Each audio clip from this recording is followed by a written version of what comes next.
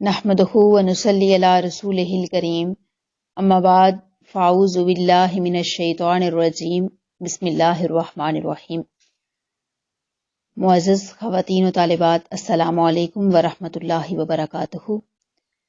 الحمدللہ ماہ رمضان میں عرفان القرآن کورس کے ذریعے ہم قرآن پاک سیکھنے کی چوتھی نشست میں آج حاضر ہوئے ہیں، اور آج ہمارا سبق سورہ یاسین شریف کا چوتھا رکوع ہے۔ اللہ رب العزت ہمیں استقامت کے ساتھ قرآن سے جڑے رہنے کی توفیق عطا فرمائے اور ان مقدس خوبصورت آیات کے طفیل ہم سب کی زندگی میں رحمتوں اور برکتوں کا نزول فرمائے۔ بسم اللہ الرحمن الرحیم۔ وَنُفِخَ، اور پھونکا جائے گا، فِي الصُّورِ، سور، وَنُفِخَ فِي الصُّورِ، اور دوبارہ سور پھونکا جائے گا، فَإِذَا هُمْ، تو پس فوراً وہ سب، مِنَ الْأَجْدَاثِ، اپنی قبروں سے، إِلَىٰ رَبِّهِمْ، اپنے رب کی طرف، يَنسِلُونَ، جانے لگیں گے۔ جب پہلا سور پھونکا جائے گا تو نظام کائنات طے و بالا ہو جائے گا، نہ آسمان اپنی زمین پر قائم رہے گا اور نہ زمین باقی رہے گی۔ پہاڑ بھی روئی کے گالے کی طرح ہوا میں تیرنے لگیں گے، انسان بھی جلے ہوئے کیڑے پتنگوں کی طرح بے سد ادھر ادھر گرے پڑے ہوں گے۔ کچھ عرصے بعد دوبارہ سور پھونکا جائے گا اور سب اپنی قبروں سے آنکھیں ملتے ہوئے اٹھ کھڑے ہوں گے اور تیزی سے اللہ کی عدالت میں حاضر ہونے کے لیے چل پڑیں گے کہ کہیں دیر نہ ہو جائے۔ قالو، کہیں گے، یا ویلنا، ہائے ہم برباد ہو گئے، من بعثنا، کس نے ہمیں اٹھا کھڑا کیا، کس نے ہمیں بیدار کیا، من مرقدنا، ہماری خوابگاہ سے۔ منکرین قیامت قبروں سے نکل کر جب میدان حشر میں کھڑے ہوں گے تو اس وقت شورغل کریں گے اور کہیں گے کہ آج تک ہم اس کا انکار کرتے رہے اور اسے محال عقلی سمجھتے رہے، لیکن ہمیں پکڑ کر یہاں کھڑا کر دیا گیا۔ پوچھیں گے کون ہے جس نے ہمیں اپنی خوابگاہوں سے جگا کر یہاں کھڑا کیا ہے؟ حضرت ابن عباس فرماتے ہیں کہ پہلے نفخ اور دوسرے نفخ کی درمیانی مدت میں کفار سے عذاب قبر اٹھا لیا جائے گا اور وہ سو جائیں گے، اسی لیے جب ان کو جگایا جائے گا تو وہ کہیں گے من بعثنا من مرقدنا، ہمیں کس نے اٹھا کھڑا کیا ہماری خوابگاہ سے۔ ھذا ما وعد الرحمن وصدق المرسلون، ھذا، یہ، ما وعد الرحمن، وہی ہے جس کا وعدہ کیا تھا رحمان نے، وصدق المرسلون، اور سچ کہا تھا اس کے رسولوں نے۔ جب تعصب کی پٹی آنکھوں سے کھل جائے گی، یاد آ جائے گا کہ یہ تو وہی ہے جس کا اللہ تعالیٰ نے وعدہ فرمایا تھا اور ہم اس کو جھٹلاتے رہے، اس کے پیغمبروں کو جھوٹا کہتے رہے اور ان پر الزامات لگاتے رہے کہ یہ انہونی باتیں یہ اپنی طرف سے کہہ رہے ہیں، من گڑت باتیں کہہ رہے ہیں۔ آج پتہ چلا ہے کہ یہ وعدہ تو اللہ تعالیٰ کا ہی تھا اور اس کے پیغمبروں نے جو کچھ ہمیں بتایا تھا وہ سچ تھا۔ ان کانت الا صیحۃ واحدۃ، نہیں ہوگی مگر ایک زوردار کڑک، صیحۃ واحدۃ، ایک زوردار کڑک، فاذا ہم، پھر وہ سب، جمیع، سب کے سب، فاذا ہم، پس وہ، جمیع، سب کے سب، لدینا محضرون، ہمارے سامنے حاضر کر دیے جائیں گے۔ فاذا ہم جمیع لدینا محضرون، پھر وہ سارے کے سارے اللہ کی بارگاہ میں حاضر کر دیے جائیں گے۔ ایک ہولناک قسم کی آواز آئے گی اور سب اللہ کی بارگاہ میں حاضر ہو جائیں گے۔ فَالْيَوْمَ، پس آج کے دن، لا تظلم، نہ ظلم کیا جائے گا، نفس، کسی پر بھی، کسی جان پر، شیئن، کچھ بھی، ایک ذرہ برابر بھی قیامت کے دن کسی پر ظلم نہیں کیا جائے گا۔ ظلم کا مطلب یہ ہے کہ حقدار کو اس کا حق نہ دیا جائے، اور بروز حشر ہر ایک کو اس کا حق دیا جائے گا۔ جس نے اچھائی کی ہوگی اس کی اچھائی کا اسے پورا پورا بدلہ دیا جائے گا، اور جس نے گناہ کمایا ہوگا، برائی کی ہوگی، اس کو بھی پورا پورا بدلہ دیا جائے گا۔ وَلَا تُجْزَوْنَ، اور نہ ہی بدلہ دیا جائے گا تمہیں، إِلَّا، مگر، مَا كُنتُمْ تَعْمَلُونَ، جو تم اعمال کیا کرتے تھے، جو عمل تم کرتے تھے اسی کا بدلہ دیا جائے گا۔ اس روز کسی پر ظلم اور زیادتی نہیں ہوگی، عدل و انصاف کے سارے تقاضے پورے کیے جائیں گے۔ ان اصحاب الجنۃ اليوم فی شغل فاکہون، ان، بے شک، اصحاب الجنتی اصحاب جنت جنت والے الیوم آج کے دن فی شغل فاکہون مشغول ہوں گے اور لطف اندوز ہو رہے ہوں گے۔ مشغول ہونا کیا ہے؟ انسان کا جب کوئی من پسند کام ہو یا من پسند مجلس ہو تو وہ اس میں اتنا منہمک ہو جاتا ہے، وہ اتنا مشغول ہو جاتا ہے کہ اسے دائیں بائیں کی خبر ہی نہیں رہتی۔ اس کے برعکس اگر ایسی مجلس میں بیٹھنا پڑ جائے جہاں اس کا دل نہ لگ رہا ہو تو وہ بار بار وقت دیکھتا ہے کہ کب یہ وقت گزرے تو میں اٹھ کے جاؤں۔ اور اہل جنت وہاں پر اپنے اپنے شغل سے لطف اندوز ہو رہے ہوں گے، وہاں اتنے منہمک ہوں گے، اتنی وہاں کی لذتوں اور لطف و سرور میں اس طرح کھو جائیں گے کہ انہیں دوسری کسی بات کی خبر تک نہ ہوگی۔ یعنی ہر ایک اپنی اپنی خواہش کے مطابق مشغول ہوگا۔ صوفیہ اکرام جن کا مقصود اللہ تعالیٰ کے بغیر اور کوئی نہیں، ان کا شغل یہ ہوگا کہ وہ اپنے مدارج کے مطابق تجلیات ذاتیہ کے مشاہدہ میں منہمک اور مستغرق ہوں گے، اور دوسرے لوگ اپنی دنیاوی لذتوں میں اپنی خواہش کے مطابق مشغول ہوں گے۔ سب جس جس مقصد کے لیے عبادات کرتے تھے، ذکر اذکار کرتے تھے، تسبیحات و تحلیلات کرتے تھے، ان سب کو وہ سب مل جائے گا۔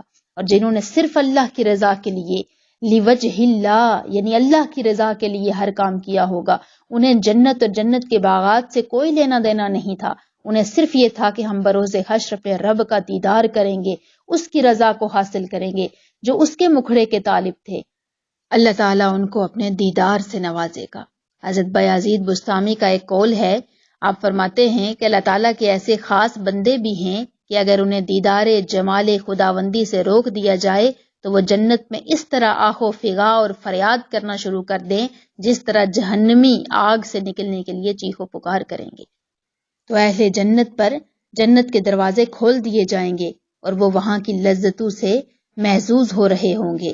ہم وازواجہم فی ظلال علی الارائک متکئون، ہم وہ وازواجہم اور ان کی بیویاں فی ظلال سایہ میں علی الارائک تختوں پر، ارائکی اریکہ سے ہے، دلہن کی جس جگہ کو سجایا جاتا ہے اس کو اریکہ بولتے ہیں، ارائکی تختوں پر متکئون تکیہ لگائے بیٹھے ہوں گے، لہم فیہا فاکہۃ لہم ان کے لیے فیہا وہاں فاکہۃ پھل ہوں گے، طرح طرح کے لذیذ پھل انہیں دیے جائیں گے، وَلَهُمْ مَا يَدَّعُونَ اور ان کے لیے وہ ہوگا جو وہ طلب کریں گے۔ وہ اور ان کی نیک بخت بیویاں ٹھنڈے اور گھنے سایوں میں آراستہ تختوں پر تکیہ لگائے بیٹھے ہوں گے، ہر قسم کے پھل زری قابو میں رکھ کر حور و غلماں ان کی خدمت میں پیش کریں گے اور ان کی ہر خواہش پوری کی جائے گی، جو چیز طلب کریں گے مہیا کر دی جائے گی۔ سلام، تم سلامت رہو، قولا من رب الرحیم، قولا کہا جائے گا من رب الرحیم اپنے رحیم رب کی طرف سے، سب خوشیاں سب راحتیں بجا، لیکن اس محبوب حقیقی اس رب کریم خداوند ذوالجلال جس کو راضی کرنے کے لیے وہ عمر بھر ماہی بے آب کی طرح تڑپتے رہے، جب وہ انہیں اپنے خطاب جاں افروز سے نوازے گا تو اس وقت ان کی مسرت اور عزت افزائی کی انتہا ہو جائے گی۔ حضور علیہ الصلوۃ والسلام نے فرمایا کہ جس وقت اہل جنت اپنی نعمتوں میں مشغول ہوں گے، اچانک اوپر سے ایک نور چمکے گا، جب وہ سر اٹھا کر دیکھیں گے تو انہیں معلوم ہوگا کہ ان کا رب کریم ان کی طرف جھانک رہا ہے۔ اللہ تعالیٰ فرمائے گا، اے جنتیو السلام علیکم، سلام قولا من رب الرحیم، سلامتی ہو تم پر، یہ کہا جائے گا اپنے رحیم رب کی طرف سے۔ حضور نے فرمایا کہ اللہ تعالیٰ ان کی طرف دیکھے گا اور وہ اس کی طرف دیکھتے رہیں گے۔ محویت کا یہ عالم ہوگا کہ جب وہ جمال حقیقی کا دیدار کر رہے ہوں گے، جنت کی کسی دوسری نعمت کا انہیں خیال تک نہ آئے گا۔ سب سے بڑی نعمت یہی ہے کہ جس رب کی رضا کے لیے دنیا میں مشکلات برداشت کی وہ توجہ فرما لے، یہاں تک کہ حسن حقیقی پردہ فرمائے گا، لیکن اس کا نور اور اس کی برکت ان پر اور ان کے مکانوں پر ضیا بار رہے گی۔ پھر آگے اب کس کا تذکرہ ہے؟ اہل جنت کا تذکرہ کرنے کے بعد اب مجرموں کا اعلان کیا جا رہا ہے۔ وَامْتَازُوا الْأَيُّهَا الْمُجْرِمُونَ، اے مجرمو آج کے دن الگ ہو جاؤ، وَامْتَازُوا الگ ہو جاؤ، الْيَوْمَ آج کے دن، أَيُّهَا الْمُجْرِمُونَ اے مجرمو۔ سب فرقے الگ الگ ہو جاؤ، یہودی، عیسائی، آتش پرست، بت پرست، ملحد، سب ایک دوسرے سے الگ ہو کر جمع ہو جائیں گے۔ پھر دوزخ میں ہر فرقے کے لیے الگ الگ زندان خانے موجود ہوں گے، ہر گروہ کو اس کے مخصوص جیل میں داخل کر کے دروازہ بند کیا جائے گا اور پھر نہ کھل سکے گا۔ نعوذ باللہ تعالی من سخطہ و عذابہ، یا اللہ ہم تیری ناراضگی اور تیرے عذاب سے تیری پناہ مانگتے ہیں۔ اسے معلوم ہوا کہ ابتدا میں حشر کے میدان میں مومن کافر سب ایک ساتھ کھڑے ہوں گے، بعد میں مجرموں کو حکم ملے گا کہ تم اہل ایمان سے الگ ہو جاؤ۔ آگے فرمایا جائے گا علم، کیا نہیں، آہد، میں نے تاکید کی تھی، الیکم تمہیں، یا بنی آدم، اے اولاد آدم، اللہ تعبد الشیطان، کہ شیطان کی عبادت نہ کرنا۔ کیا میں نے تمہیں تاکیدی حکم نہیں دیا تھا کہ شیطان کی عبادت نہ کرنا؟ انہو لکم عدو مبین، بے شک وہ تمہارا کھلا دشمن ہے۔ ان مجرموں سے اللہ تعالیٰ فرمائیں گے کہ آج چیخنے چلانے کا کوئی فائدہ نہیں، ہم نے اپنے انبیاء اور ان کے نائبین کے ذریعے سے تمہیں تاکیدی حکم دے دیا تھا، بار بار وصیت کی گئی تھی کہ شیطان کی بندگی اور اطاعت شروع نہ کر دینا، وہ تمہارا ازلی دشمن ہے، وہ تمہیں جہنم میں رسید کرے گا، لیکن تم نے بات نہیں سنی۔ کتنے افسوس کی بات ہے کہ ہمیں اگر دنیا میں پتہ چل جائے کہ کوئی بندہ ہمارا دشمن ہے تو ہم اس سے بچاؤ کے لیے ہر حفاظتی تدبیر کرتے ہیں، مگر شیطان جس کے لیے اللہ نے بتا دیا کہ یہ تمہارا ازلی دشمن ہے، ہم اس سے بچاؤ کے لیے کوئی حفاظتی تدابیر نہیں کرتے اور اس کے نقش قدم پر چلتے ہیں، اس کی خواہشات کو پورا کرتے ہیں، بے حیائی کو فروغ دیتے ہیں۔ اللہ ہم سب کو معاف فرمائے، لیکن ہم میں سے بہت سے لوگ کلمہ گو ہیں مگر شیطان کی پیروی میں وہ بھرپور کردار ادا کرتے ہیں۔ فحش کلام، بے حیائی کو آگے فروغ دینا اور دین سے دور ہونا، قرآنی تعلیمات سے دور ہونا، یہ ساری چیزیں جو ہیں شیطان کی مرضی ہی ہے۔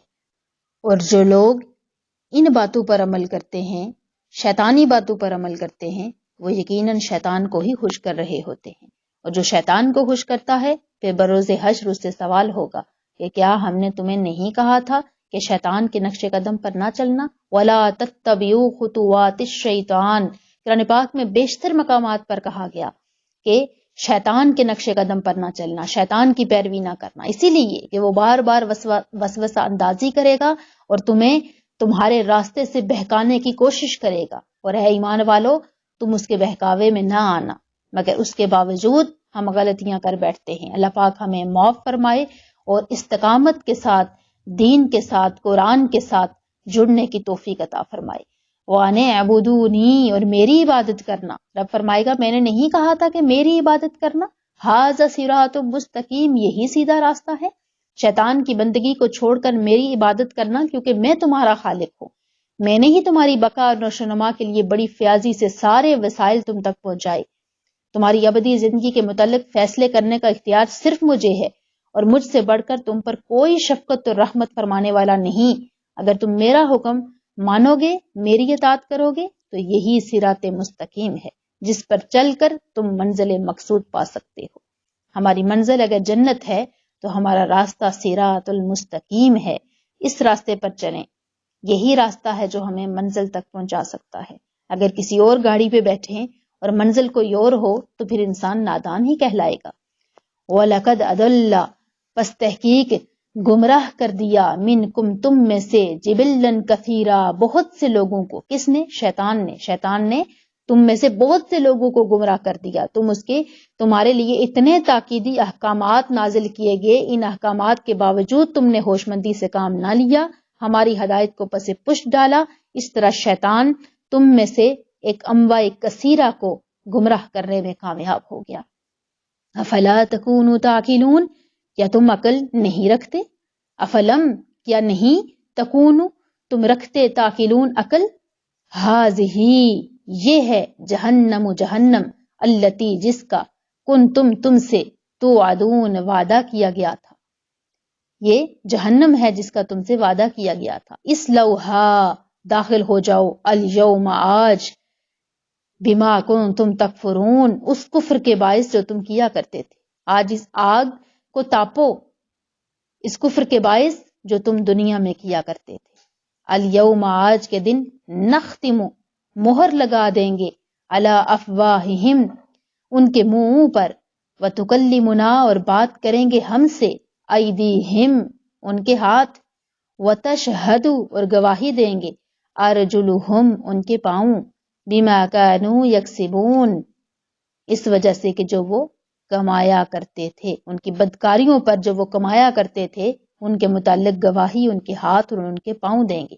دنیا میں انسان کوئی غلط کام کر کے اگر وہ طاقت والا ہے تو اپنے دلائل سے، اپنی تیز تراز زبان سے دلائل دے کر جیت جاتا ہے اور مظلوموں کو پیس کے رکھ دیتا ہے، مگر بروز حشر ایسا نہیں ہوگا۔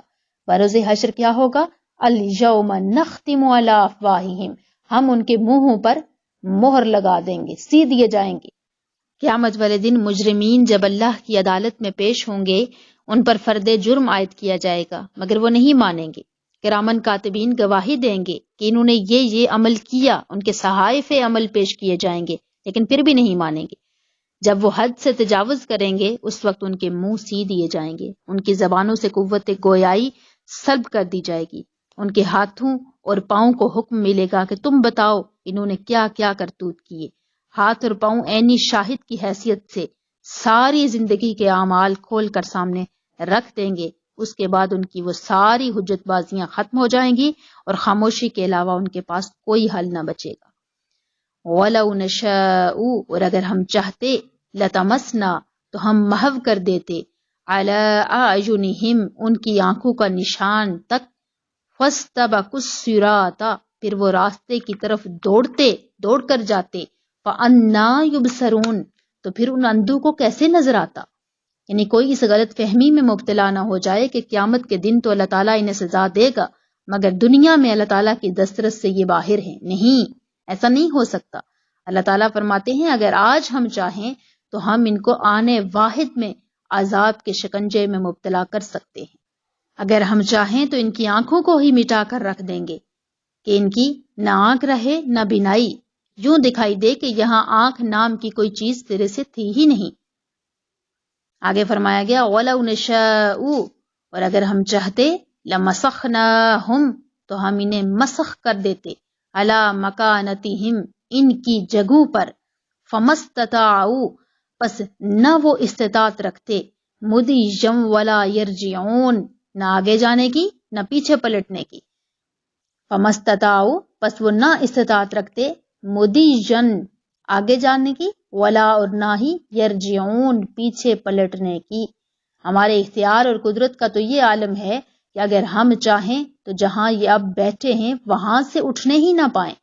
لَمَسَخْنَاهُمْ عَلَىٰ مَكَانَتِهِمْ ان کی جگہوں پر ہی ہم انہیں مسخ کر دیں، ان کا حلیہ بگاڑ دیں، انہیں پتھر بنا دیں، کسی دوسرے بدنما جانور کی شکل میں انہیں تبدیل کر دیں، نہ یہ آگے جا سکے نہ پیچھے ہٹ سکے۔ ہم نے جو انہیں ڈھیل دے رکھی ہے اس کا یہ مطلب نہیں کہ وہ ہمارے قابو سے باہر ہیں یا وہ اتنے طاقتور ہیں کہ ہم ان سے ٹکر نہیں لے سکتے، یہ محض ہمارا کرم ہے کہ ہم نے انہیں مہلت دے رکھی ہے۔ اللہ رب العزت ہم سب پہ اپنے فضل و کرم کا نزول فرمائے اور ہمیں جو اس نے معافی کی مہلت دے رکھی ہے یہ مہلت ہم سے کبھی بھی نہ چھینے، ہمیں گناہوں کی معافی مانگنے کی توفیق عطا فرمائے اور ان خوبصورت بابرکت مقدس آیات کے صدقے، ماہ رمضان کی خوبصورت بابرکت ساعتوں کے صدقے اللہ پاک ہم سب کو معاف فرمائے، ہمیں گناہوں سے دور فرمائے اور ہمیں زیادہ سے زیادہ نیکیاں کرنے کی توفیق عطا فرمائے۔ السلام علیکم ورحمۃ اللہ وبرکاتہ۔